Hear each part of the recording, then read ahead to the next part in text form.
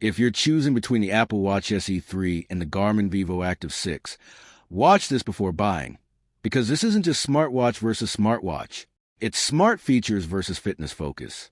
The Apple Watch SE 3 is designed for everyday smartwatch use.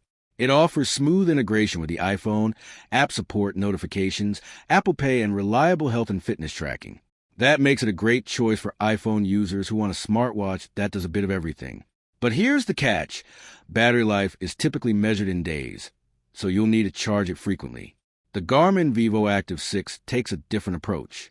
It's built for fitness enthusiasts, with advanced workout tracking, detailed health metrics, built-in GPS, and battery life that can last well over a week depending on usage.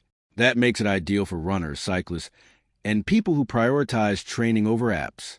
The downside is that its smartwatch features and third-party app ecosystem aren't as extensive as Apple's. So which one should you buy? Choose the Apple Watch SE 3 if you want the best smartwatch experience for your iPhone.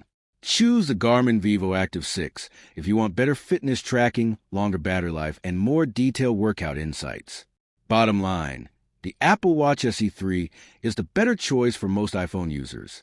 But if fitness is your top priority and you hate charging your watch every day, the Garmin Vivoactive 6 is the better buy. Thanks for watching. Don't forget to like and subscribe for more videos.